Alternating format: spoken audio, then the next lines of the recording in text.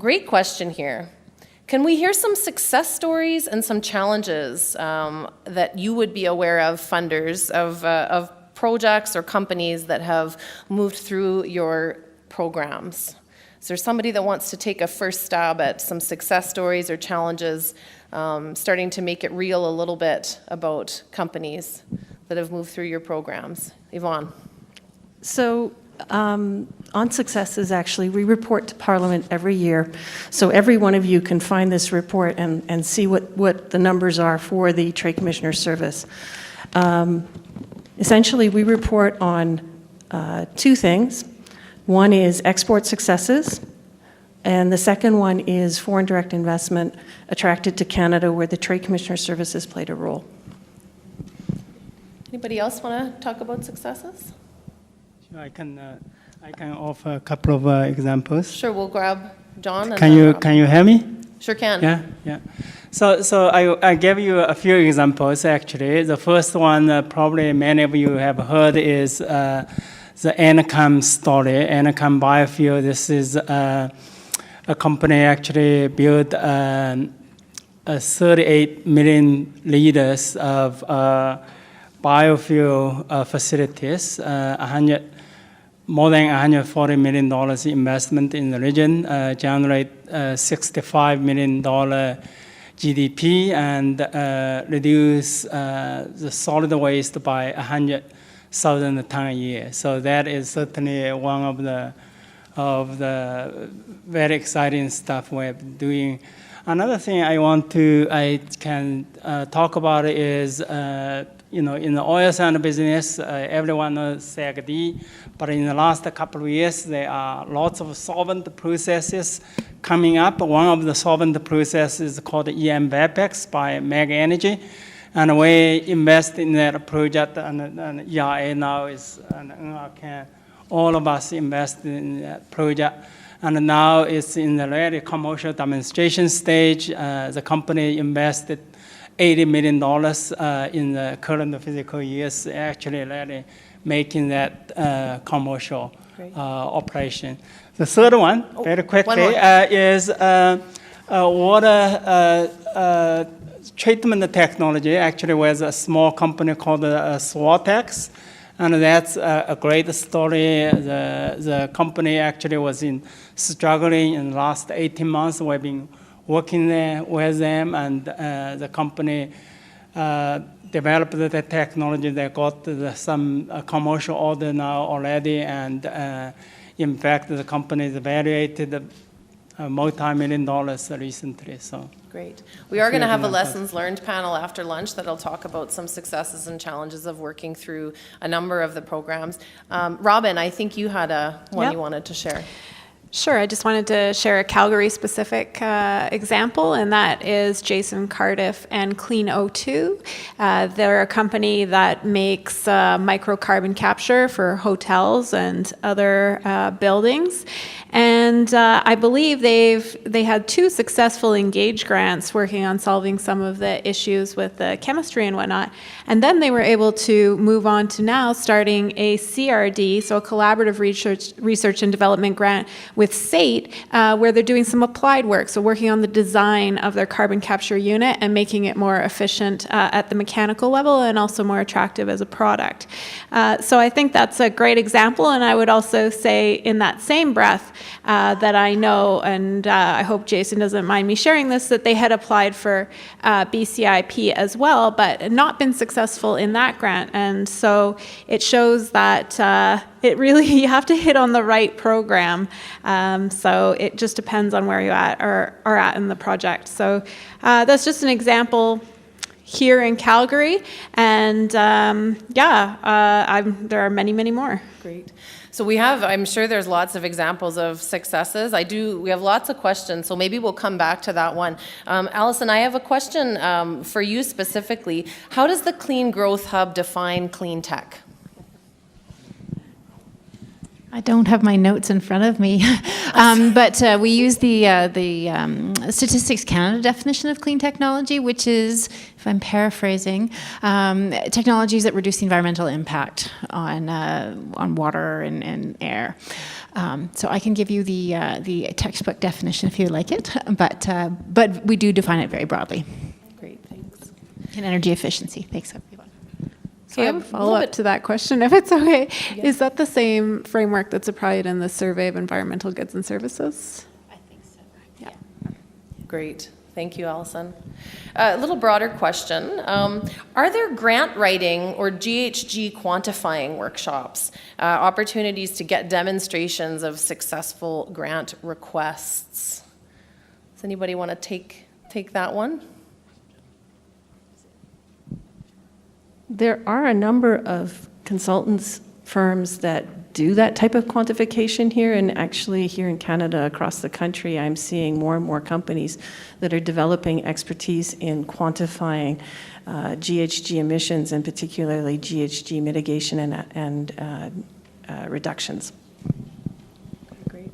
Maybe I'll just add to that quickly. Specifically for ERA's grant application process, on the ERA website, there is a resource available to applicants with our greenhouse gas quantification expert team that goes through a number of the aspects related to greenhouse gas estimation and quantification, some of the things that you need to consider, some of the things that you should be aware of, and otherwise. Yeah, and I don't think you're going to find too many government departments that would offer grant writing workshops. But having said that, certainly if you're looking at a competitive process, there would be no assistance because you're expected to write the proposal and have it in. So in those cases, I would suggest you'd want to avail yourself, like on our website, if you type WINN, W-I-N-N, it'll come up. It'll say it's closed, but you can go in and look at the applicant guide and the frequently asked questions, and I would assume most organizations are going to have a similar type of thing. We're open to questions year-round, but in terms of developing your proposal, take advantage of those guides because they're there for a reason. They're trying to assist people and worth your while to access them. That's great advice. Thanks.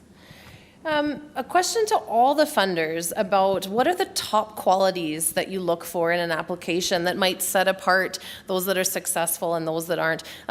Maybe we could sort of run down, give your top one or two each of us. Is that?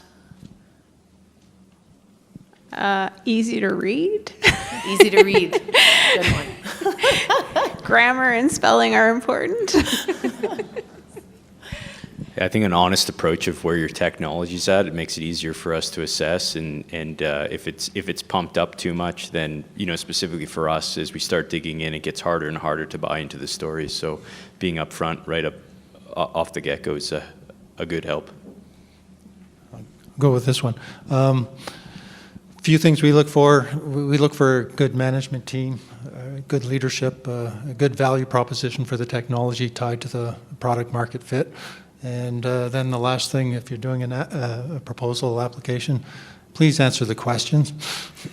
It's too often people go on and on about something else and lose their train of thought in terms of what does the reviewer want to see. And IRAP, we get to review a lot of these proposals for some of the other organizations, and we get these great stories about stuff that has nothing to do with the question that we have to evaluate. So please answer the question.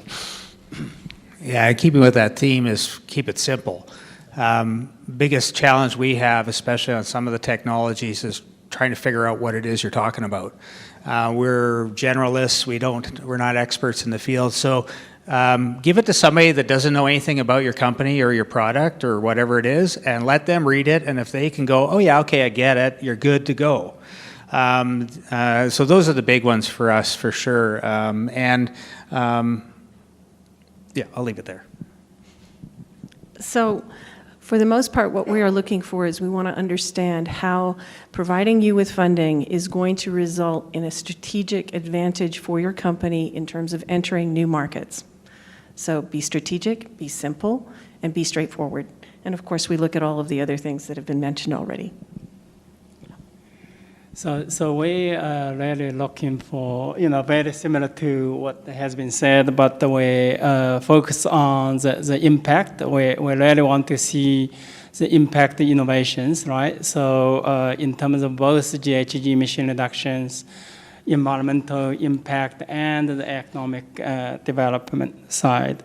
And for us, also, we pride ourselves as a very good technical an analyzer. We want to see your due diligence, your understanding of the competitive landscape.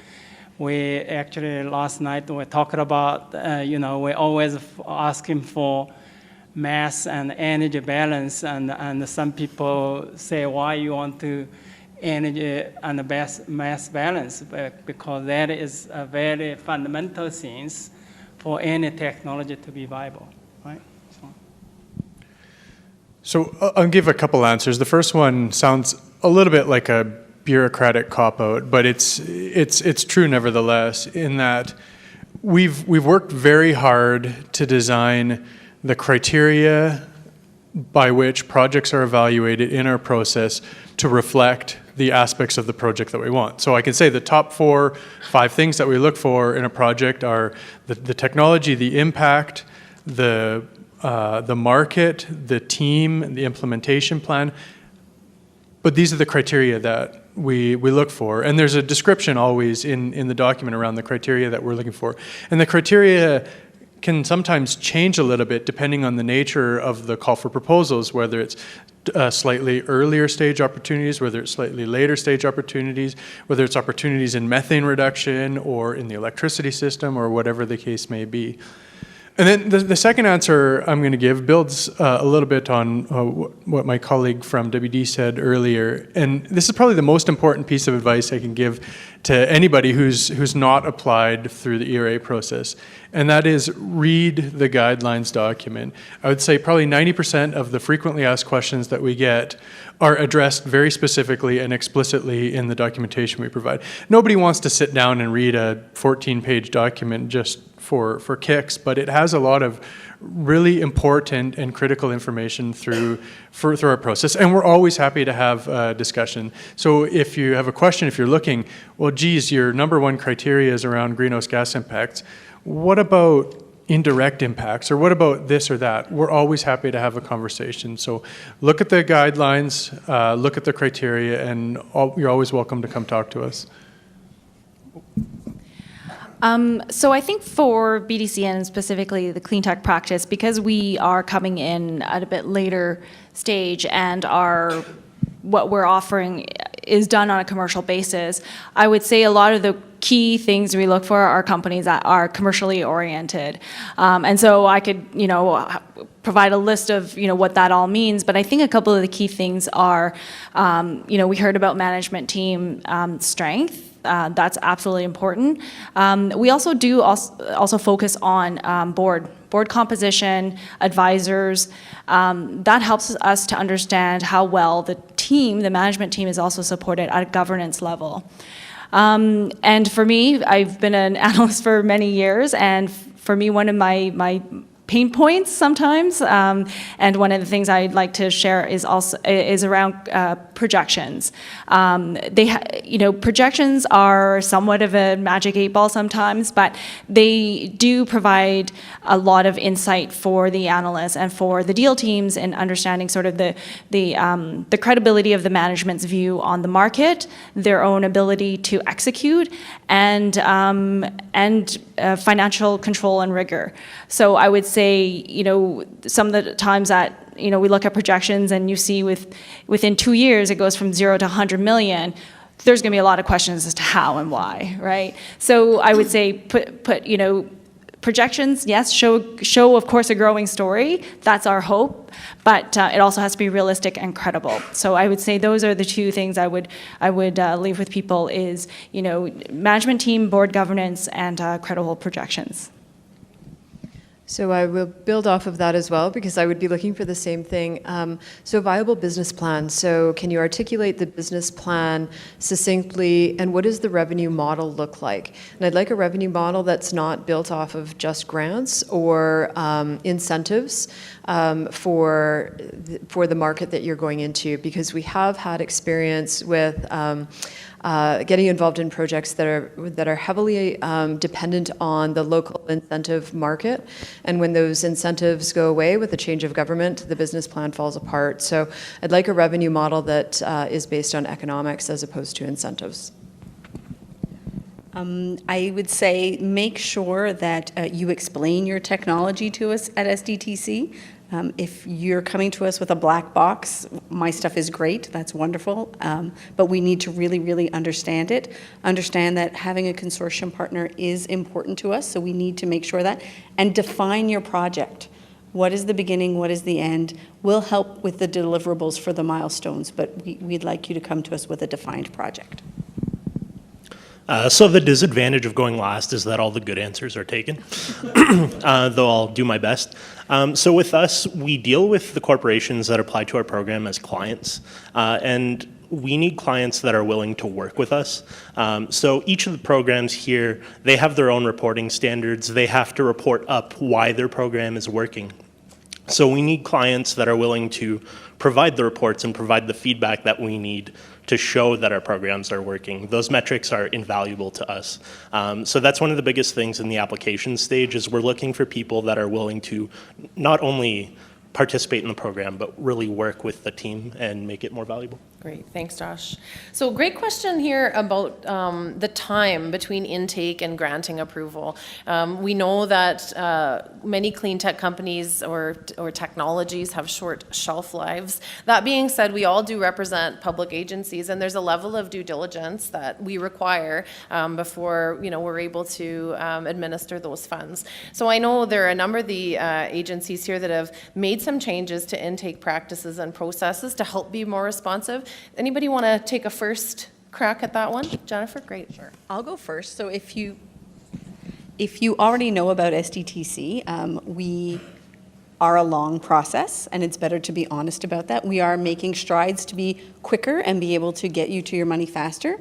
At the middle end of 2016, we moved to a continuous intake. So instead of having 2 rounds a year that funneled into 2 board meetings and you had to meet those timelines, we now have a continuous intake process.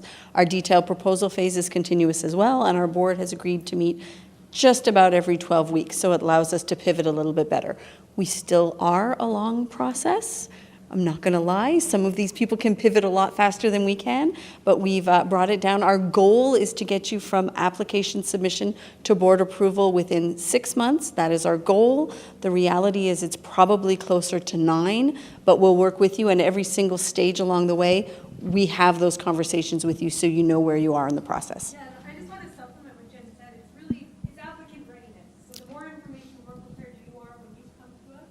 And I think our average is 6 months, not 9, was what we put in our last plan. So I think we're continuously working to bring it down. As Jen was saying, bring more information. So another good piece of advice for entrepreneurs, applicant readiness, that can really lead to quicker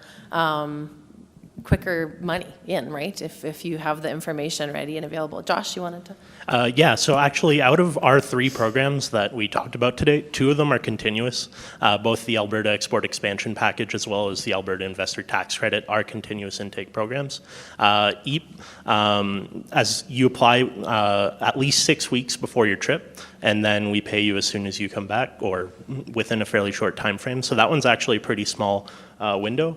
AITC is a little bit longer. It's in, I think the average was about 7 months for our first year, though we are actively trying to bring that down. And CITC is a competitive intake, so it's a little bit more streamlined. But yeah, we're actively trying to reduce the times on our programs. John, I think you wanted, and then Yvonne. Yes, sure. For Alberta Innovates, the majority of our programs are actually on continuous intake. We usually take 3 to 6 months for a project under $1 million. We don't need to go to the SMT and the board for approval. So majority of those projects actually can be handled around 3 months or slightly over. Sometime actually can be even less. Now for CCITF, I mentioned the bigger program. That's another story where it's open competition for those kind of programs that will take a bit longer. So for CAT Export, which is arguably our largest program, if you submit a complete application, we undertake to give you back a response within 25 business working days. So just over 1 month. You win. So there are so many great questions coming in, and the good news is after lunch and after our lessons learned panel, you will have an opportunity to chat one-on-one with all of these folks and ask some of your more specific questions. I do want to end with a question that I really like. The question is, there seems to be lots of overlap between organizations on stage. And another question that came in, there's 12 organizations represented here. For an entrepreneur with limited resources, how do I navigate that? And so the question is, if we were to do it again from first principles, would it look different? The question, I think I'd love it, maybe starting with Allison, given your role in the system, but for others, in a lot of cases, there's overlap by design. And I think it's good that it's there. But Allison, I'll start with you and then. Yeah, I mean, that's one of the reasons that the hub was put into place, was so that we can help, and there is overlap. I guess, but one of the things that we're trying to do is work behind the scenes to share due diligence where we can, to reduce the application burden on applicants. I think there's still a lot to do. The hub, I think, is still a pretty ambitious undertaking, and we're learning by doing. But we've only had our doors open since unofficially since last August, officially since January. So we're learning a lot from the application process, and I think there's lots more for us to incorporate as we go. Robin? I just wanted to add, some of you may have noted in the 2018 budget that the federal government identified 97 federal innovation programs, and they've asked us as a public sector to reduce that by 2/3 into 30-something. So both departments that I work for are looking at their current program suites, and I think you will see some changes over the next little while. So I just wanted to mention that, as we do recognize that there are quite a few programs, and we're looking to consolidate. Vivian, did you have something? Yes, I just wanted to pipe in about the perhaps deliberate design of some of the overlap, and how that can actually be for an entrepreneur and a company's benefit. I think one of the things that I'm observing today is it's not a baton passing sequence of events. There is overlap, because to me this is a whole incubating ecosystem here. So it's not meant to be, pass one, toss it over the fence, next person. It's meant for us to all get engaged and partner and collaborate, because this is a long journey.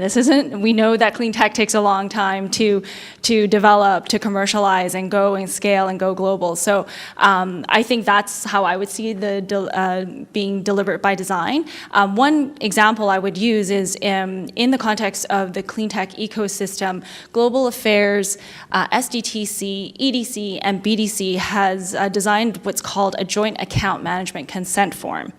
And because, of course, all of you would want to make sure that all your proprietary information that you're providing to us in the context of the due diligence is kept confidential, but to ensure that we're trying to put our heads together to come up with the best solutions, and sometimes maybe could be an overlapping solution.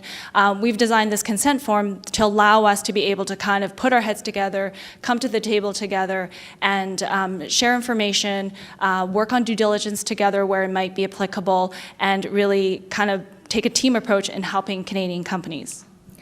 That's great. And Vivian, I know many of our panelists will have a lot to say on this. I might wrap us there, though, given we are coming up into lunch. But I think pretty well all of the organizations here on stage are looking and putting into practice really practical, pragmatic ways like what you just described. I know Mark is giving me the evil eye because he wanted to talk about what we're doing at ERA, working with many of the folks on stage, Alberta Innovates, SDTC, ATB, BDC, putting in place those relationships that allow us not to just hand off as a baton, because that implies, here you go, I'm done. It really is about fostering those ideas into products and products into companies, because none of us as organizations, as publicly funded agencies, will realize the outcomes we need unless you are successful and you're selling a product to the market, whether we're funding very early stage research or we're helping you make that last push and getting that last injection of capital to export. With that, I want to say thank you. What a great exchange. Thank you for all your questions. So with that, please, another round of applause for our pitching agencies.